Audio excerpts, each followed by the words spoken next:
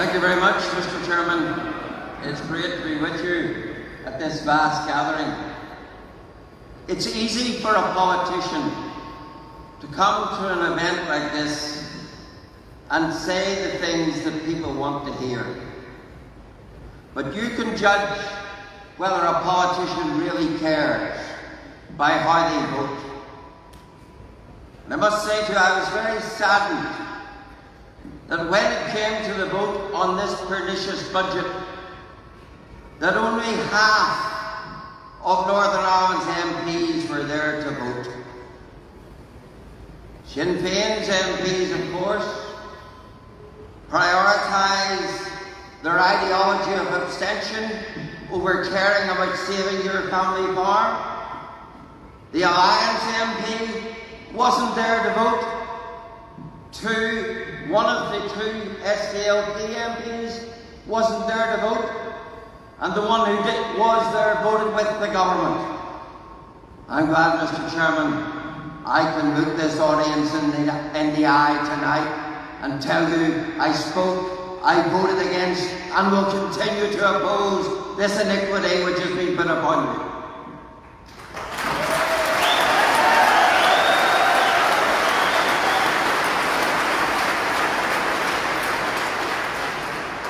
This raid on farming families has come at the worst possible time.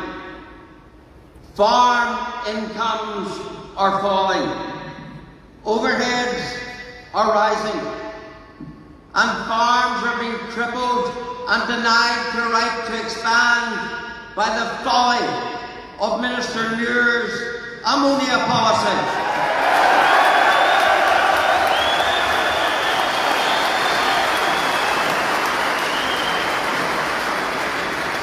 Which is restricting the desire, the need for investment in farms, to grow the business, to prepare it for the next generation. Why? Because of an absurd, unworkable, intolerable policy over ammonia.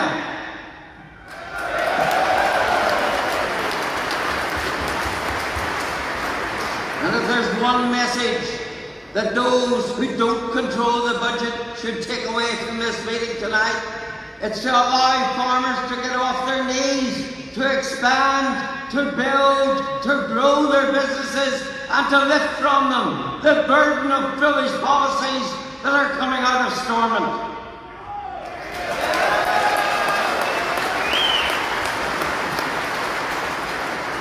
And on top of that, you're defamed as those who are responsible for low pay, when government are those who have failed us in respect of low pay.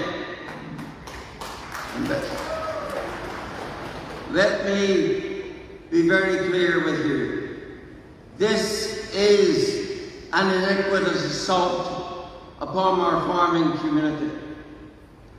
The reasons which brought in agricultural relief on inheritance tax 40 years ago were sound reasons.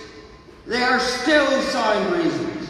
And what were they? That farmers are asset rich but cash poor. Therefore, if you're going to continue with farming, you have to preserve the heritage and the inheritance of farming.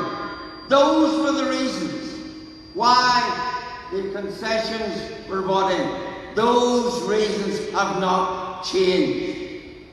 The only thing that's changed is that sadly we now have a socialist government that has no time for farming, has no interest in farming, and has launched this ideological assault upon the farming industry.